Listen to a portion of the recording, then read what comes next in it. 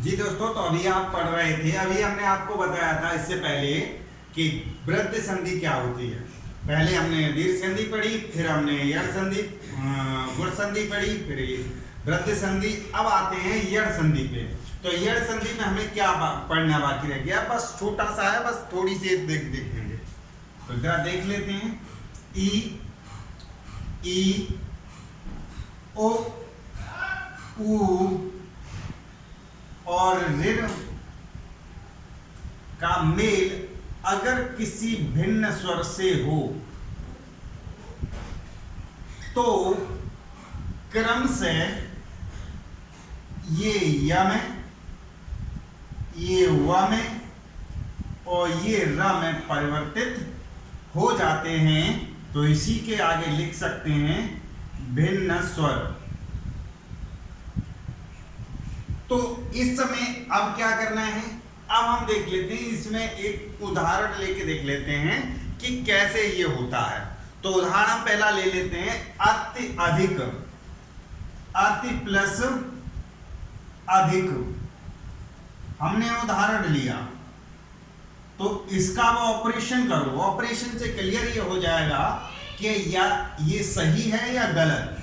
तो जरा हमने देखा पहले ऑपरेशन में, इसको लिखा अ त प्लस ई प्लस अ प्लस धिक, बस।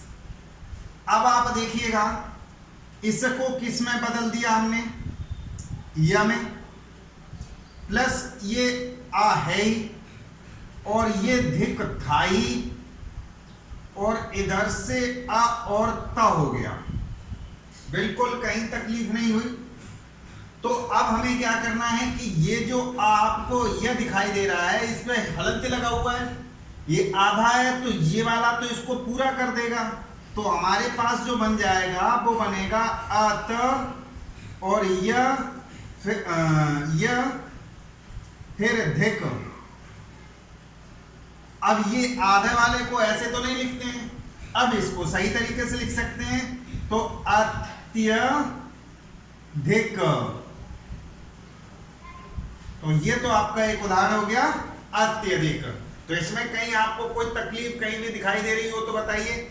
इसी प्रकार से हम यहां से ले सकते हैं बी प्लस अर्थ। अगर हम करेंगे तो ये बनेगा हमारा व्यर्थ, क्योंकि यहां से ई निकलेगी, वो या में बदल जाएगी, और यहां जो है अब ये इसको पूरा कर देगा। तो यहां से बी में से जब ई निकल गई तो आधा बा बचेगा, यानी यहां पर बचेगा ब प्लस ई प्लस अ प्लस अर्थ। तो इसका तो बदल गया यह, और ये हो गया अ, तो इसको मिला करके या पूरा हो जाएगा, लेकिन ये आधा ही बचेगा, तो यहां पर क्या हो जाएगा, व्यर्थ। ये बात क्लियर है। चलो एक और उदाहरण ले लेते हैं आपकी तरफ से, सत्य प्लस अपी, सत्य प्लस अपी, इसी तरीके से हो जाएगा सत्यापी। ओके, इसमें कोई कंफ्यूजन तो नहीं है। चलो एक और ले लेते हैं, इत प्लस आदि, इत प्लस आदि, ये हो गया आपका इत्यादि। अब इसके बाद ये तो हो गया ई के साथ में, अब इधर ले लेते हैं ऊ के साथ। ऊ ऊ प्लस भिन्न स्वर अगर बनता है तो ये क्या बनेगा, वह प्लस भिन्न स्वर हो गया। अब भिन्न स्वर में कोई सा भी आ सकता है, इसके अलावा कोई सा भी। तो यहां से हमने उठाया। अब एक उदाहरण अगर हम लेना चाहें तो यहां पर लेते हैं सु प्लस अच्छ, सु प्लस अच्छ, इसका ऑपरेशन करके देखते हैं। तो स को आधा कर दीजिए हलंत लगा के, ऊ अलग निकाल लीजिएगा और ये अलग कर दीजिएगा, और प्लस आधा चा अच्छा ऐसा ही रखिएगा। तो हमने ये बताया था ये जो परिवर्तन हो जाता है वो किस में होता है, व में, और ये रह गया आधा सा, इसको ऐसा ही लिख देंगे, और ये वाला जो आ है इसको पूरा कर देगा डंडा लगा करके, और ये 6 से हो जाएगा। तो पूरा शब्द क्या बना? स्वच्छ। ओके, कहीं दिक्कत बिल्कुल नहीं होगी। आपने ये वाला सीख लिया। इसमें एक और उदाहरण ले सकते हैं, सु प्लस आगतम। सु प्लस आगतम, तो ये हो जाता हमारा स्वागतम या स्वागत। सु प्लस आगत बराबर स्वागत। अब हमारे पास एक चीज और बचती है, उसको भी लिख लेते हैं। ऋ ऋषि प्लस भिन्न स्वर, इसको कैसे लिया जाए? तो ऋषि का तो हमने बताया र बनेगा और भिन्न स्वर बन जाएगा। तो र और भिन्न स्वर, ऐसा कोई शब्द सोच के देखो कि ऐसा कोई है? तो हम आपको बताते हैं, मात्र प्लस आदेश लिखिएगा। मात्र प्लस आदेश, अगर हम यहां से देखते हैं तो मात्र त्र वाले में से ऋषि निकल आया, मात्र लिखो ऐसे, ऐसा हल्का बच जाएगा, र यहां से निकल आएगा और आदेश र ऋषि वाला है ये, और यहां से फिर र ऐसा बनेगा आगे, प्लस आ प्लस देश, इसी प्रकार से आ प्लस देश। इसमें से ता जब हटेगा तो यहाँ ऋषि वाला अलग हमने कर दिया है, इसको इस तरीके से लिख सकते हैं। तो ये वाला किस में बदल गया? र में। अब जरा देखेंगे, अब हमारे पास बचा मा त, और ये ऋषि वाला बनेगा र और फिर देश। अब यहाँ पर हमारे पास समस्या है कि ये वाला इस तरीके से लिखा नहीं जाता है, तो हम इसको कैसे लिख सकते हैं? मात्रा देश। इसी प्रकार से आपका पित्रादेश बन जाएगा, पित्राज्ञा बन जाएगा। आप जो चाहेंगे इस तरीके से बना लेंगे। तो ये तो थे हमारे 3 ही नियम थे, ई का य बन जाना, ऊ का व बन जाना और ऋषि का र बन जाना, और कोई भी भिन्न उसके साथ जुड़ जाता है तो इसको कह देते हैं। अब ले चलते हैं आपको आयादी संधि। आयादी संधि में भी आप देख लीजिए, स्क्रीनशॉट ले लीजिएगा, मैं थोड़ा साइड में हट जाता हूँ, ठीक है? तो आपने ले लिया होगा। अब हम आपको ले चलते हैं आयादी संधि। तो आयादी संधि में क्या है वो भी जरा देख लेते हैं। बहुत छोटी चीज है, उसमें देखते ही पहचान जाएंगे। आयादी संधि क्या है उसमें? आयादी संधि, अब जरा हमने देखा आयादी संधि में सिर्फ आपको बस छोटे छोटे 2-3 रूल हैं, बस वही याद रखने हैं। क्या है?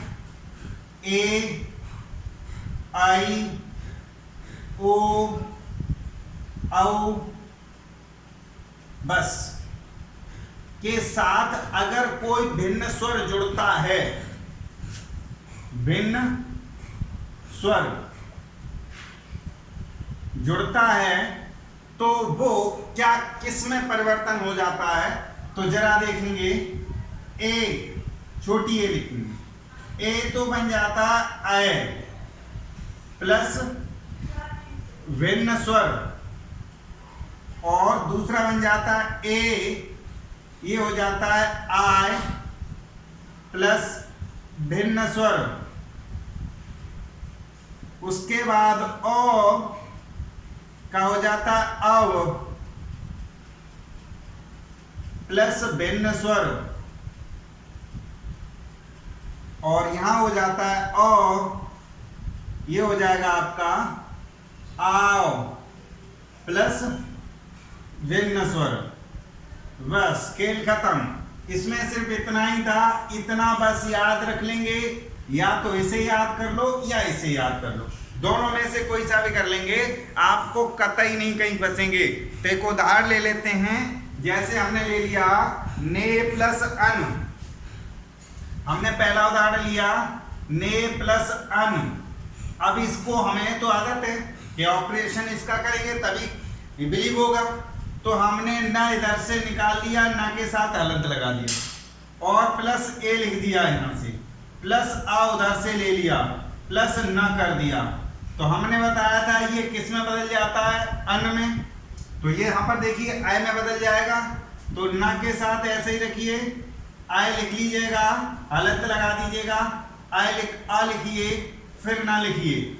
अब इस न को पूरा करने के लिए तो इस आ का सहारा ले लेंगे तो न हो जाएगा। इस आ को पूरा करने, या को पूरा करने के लिए इसको ले लेंगे और इस शब्द बन जाएगा नयन। ओके, अब अगर हम इसका दूसरा उदाहरण लेते हैं तो एक और ले लेते हैं, न प्लस एका, न प्लस एका।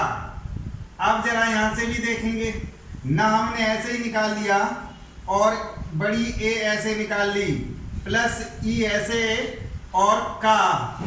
अब यहां से हमने क्या किया, इसको तो बदल गया आय में, अभी हमने आपको बताया था, और ये ई प्लस का।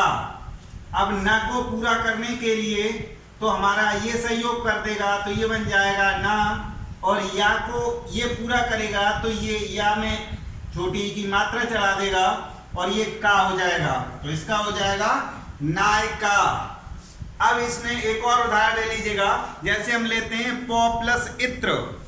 एक उदाहरण ले लीजिए, हमने इस वाले के हिसाब से ले लेते हैं।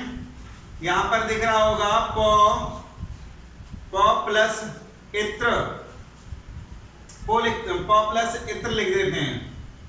अब इसको लिखते हैं प प्लस इत्र, पो केवल को लेते हैं, पो प्लस इत्र। तो यहां पर प लगा दिया, यहां से ओ प्लस ई प्लस त्र।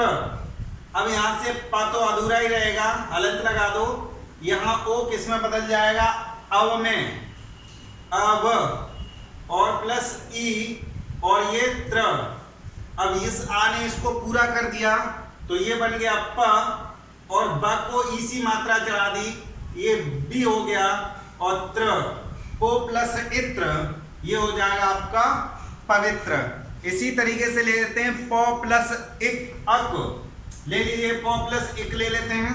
तो प प्लस इक लेंगे तो इसको भी बना के देख लेते हैं, प प्लस अक, यहां से ले लिया, प अलग से हलंत लगा दिया, बड़ा ओ हो गया, और आ यहां से हुआ प्लस क।